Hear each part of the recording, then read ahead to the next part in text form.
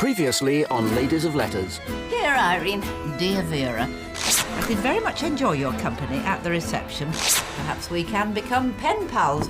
I had a silly fall. And if a mother can't get tipsy at her only daughter's wedding... An old friend of mine, Audrey Roscoe, did mention you as a matter of fact.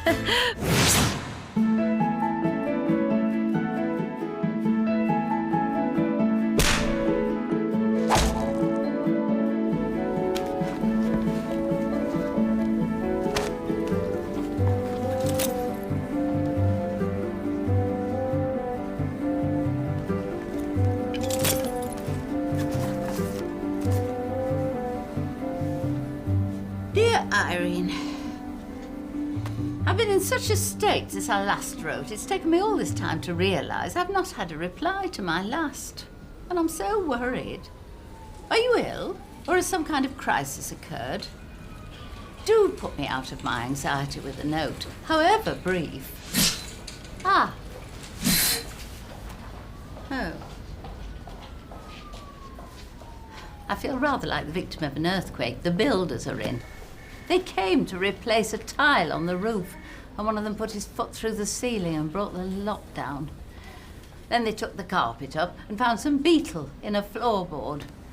And too late I discovered that I'm allergic to woodworm spray. And I'm now attending outpatients for chronic asthma and staying with Mabel Thrush. I'm sorry not to have replied sooner and to have put you into such a tiz. I'm absolutely fine, thank you, so there's really no cause for concern at all. I do hope you've organised your builders better, though. Personally, I always pay a little bit more and get a reputable firm. Yes, no, the real reason why I haven't written actually was that Audrey Roscoe business. Well, as I've told you ad nauseum, she is no friend of mine, and I bet I know what she said about me. And there's absolutely no truth in it whatsoever. No, at the time, Clive was very drunk, she was very desperate, and I was on my holidays.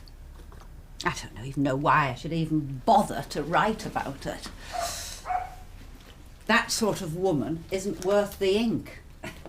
No, I'm over it now completely, and if you do see her, kindly tell her that I send my regards and that I hope her son is out of prison now. I wonder if she mentioned that. But the main reason why I haven't been able to write is that life has just become so hectic since Bill's been paying me attention. He's a widower and was a great friend of Clive's and mine. And he's really perked me up no end. In fact, that's why I can't really write much at present, because he's just on his way over to take me to a dinner dance. Actually, most Sundays we go for a run in his car, and I have been thinking of suggesting that we drive over to see you.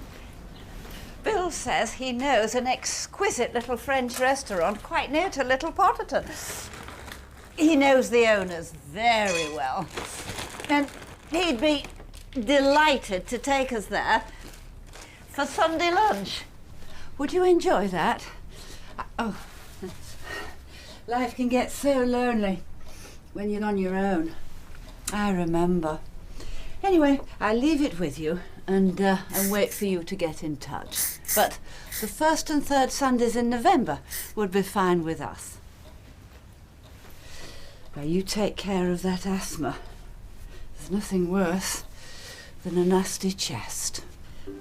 Fondest love, Irene. The belle of the ball. Dear Irene, how pleasant to hear from you at last. I'm so glad you haven't allowed your new interest to completely take over your life.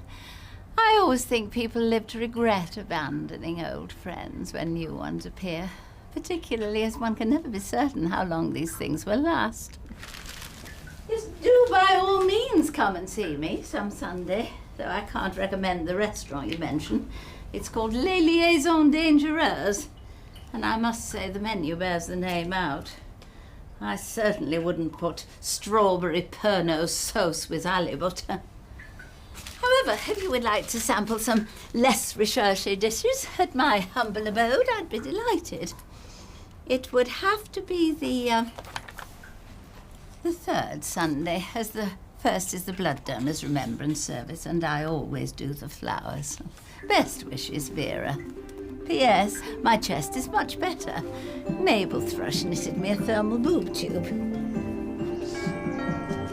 we are. Oh, here she is. Oh, hello. How nice to see you, Vera. Oh, Mrs. Bill, you've had a lot about each other. What a charming place you've lived in. Thank you so much.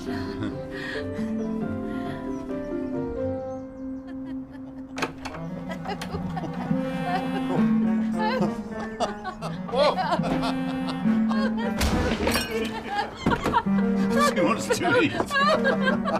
Oh.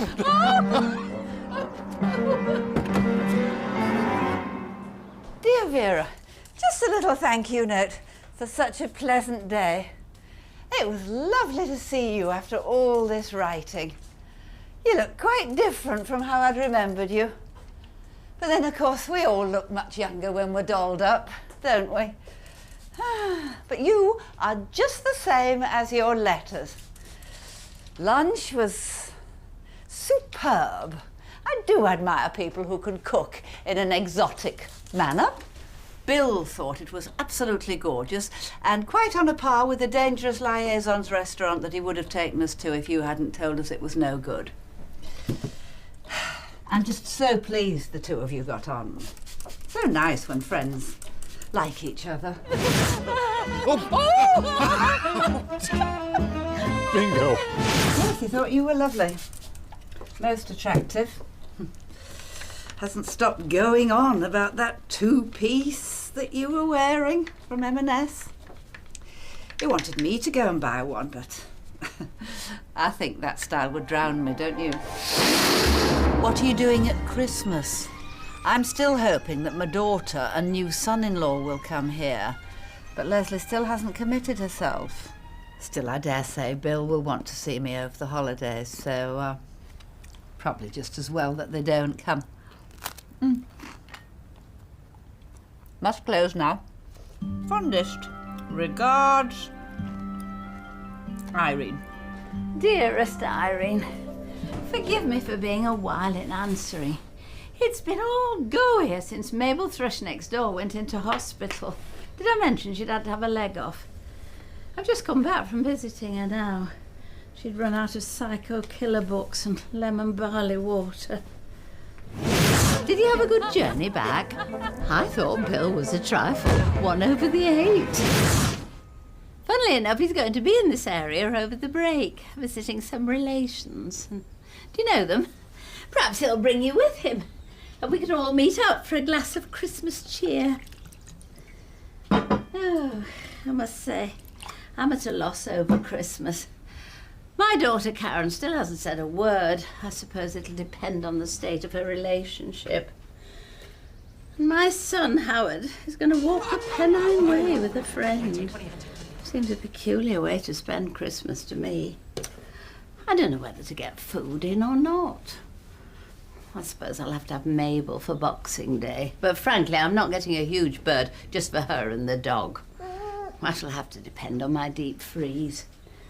I'm off to do some shopping now, so I will close. I don't know about you, but the sight of Yule logs and tinselled cribs fills me with horror these days. Love, Vera. 22nd of December. Dear Vera, I hope this parcel gets to you in time for Christmas Day. At such short notice. It's only a small token, just a little offcut I picked up in the market, which somehow reminded me of you. I've hand-rolled the edges myself, so I know it looks expensive. I'm disappointed not to be seeing you this Christmas, but it's my own fault for assuming and not asking. Leslie and Keith had already arranged to go to his parents for Christmas Day. Now they're all coming to me for Boxing Day, tea. So I shall be on my own for Christmas dinner, but, you know, I should miss the sausage and the stuffing. Have a lovely Christmas. I shouldn't be surprised if you don't see Bill. He took your phone number with him and said he might look you up. If you do, wish him a happy Christmas from me. Oh, he's hopeless with mobiles. I don't even know his number anyway. But if he did visit you, he could phone me from your phone. If you tell him to reverse the charges, you know. Just so lovely to hear his voice over the holidays. Anyway, it was so nice to talk to you too.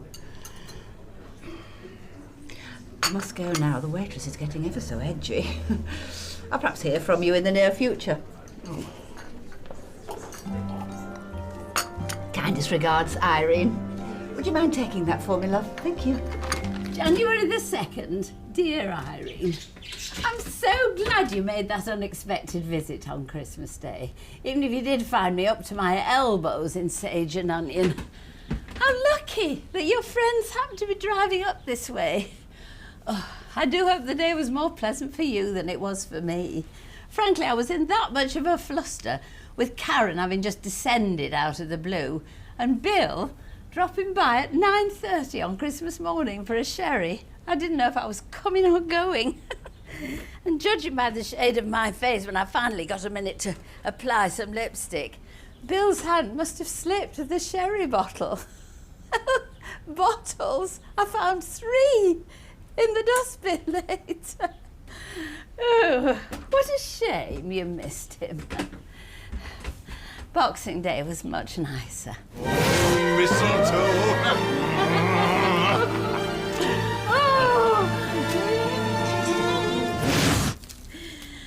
Bill took us for a run in the afternoon. We went up to look at the nuclear power plant. Actually, Karen refused to come. She and Bill had had words over carbon offsets and warmongering imperialists when we were eating our Stilton and grapes. She was in a towering rage the whole holiday, and when I asked her what was wrong, she nearly bit my head off. She and Kevin were having a trial separation, but she only found out on Christmas Eve. Bill was very sorry that he'd missed you. He said you were a stupid prat not to have phoned him. Oh, we did have a laugh. I feel quite flat now they've all gone home.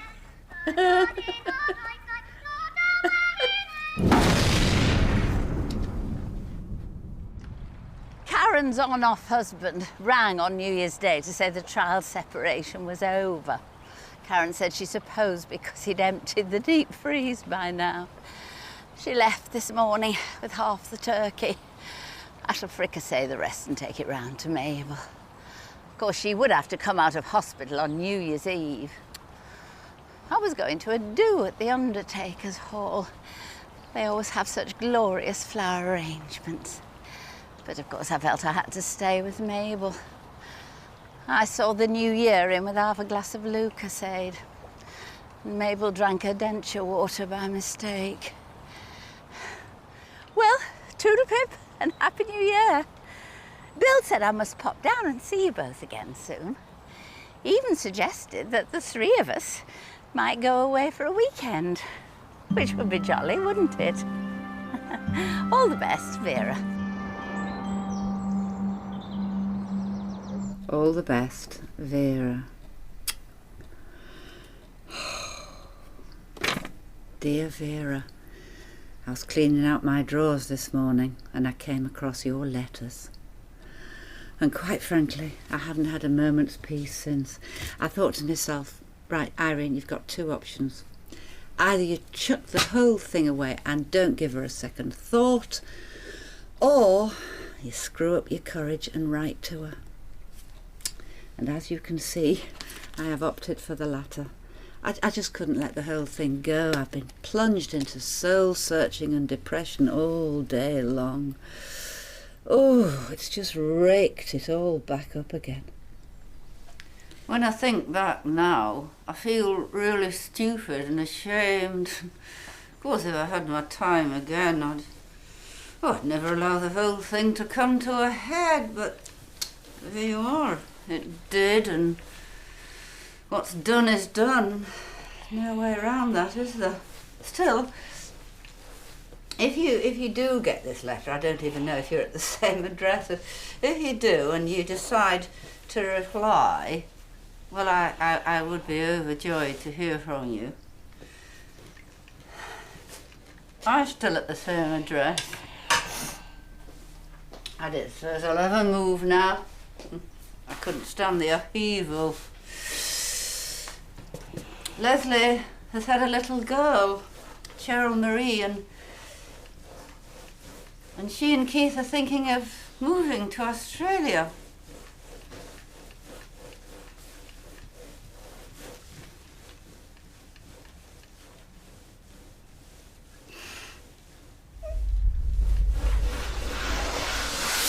Oh dear, Irene, I was so pleased to get your letter.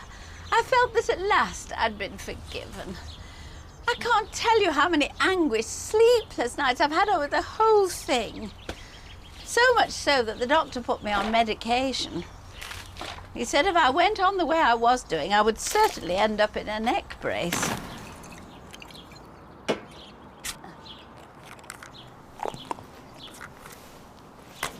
Speaking of which, I want to put your mind at rest once and for all about one thing. Bill and I never meant to end up in bed together. It was all a mistake on the part of the hotel receptionist. Now, I did think the suite was rather palatial when I was shown up, but it was late, I was tired, so I went straight into the adjoining bathroom and started to undress. And unbeknownst to me, Bill was doing the same thing in his adjoining bathroom. You know, there are two in a honeymoon suite, you see. Well, I suppose to avoid disappointment. I came out in my nightie and put out the light and dozed off without even Barbara Taylor Bradford's help. And Bill must have done the same. We never noticed each other, which of course is easily done in a king size. But imagine how we felt when the light snapped on and there were you with your suitcase. Now, I know what it must have looked like, with Bill wrapped round me like a Russian vine. But as he said to me afterwards, he thought I was a bolster. I don't think that was any reason for you to just storm out and refuse to discuss it. I mean, put yourself in my position, in bed with a stranger and not a scrap of makeup. Oh, you weren't the only one in shock. And Bill gave his knee a terrible wrench, leaping out to follow you. It wasn't until a week later that it struck me as odd that you'd booked the honeymoon suite to begin with. I mean, Bill was as mystified as I was, because he was under the impression that it was a weekend break for 3 singles. I can't deny that it did lead to a greater intimacy between Bill and myself. There's something so endearing about seeing a man in agony. Sorry.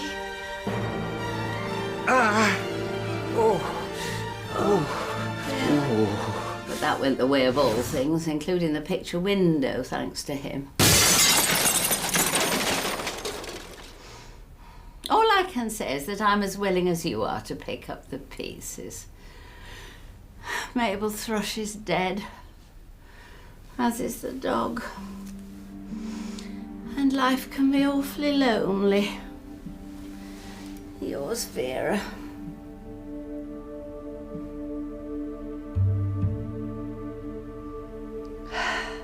Dear Vera, thank you for your letter, my dear, which did bring the whole thing back. And although I have no intention of raking up the past, my first reaction upon reading it was sized, which I can ill afford with my blood pressure, or so Dr. Pryor Palmer is always telling me. I mean, it's all very well saying don't worry and relax, but I never got to the bottom of how he thinks that should be done anyway.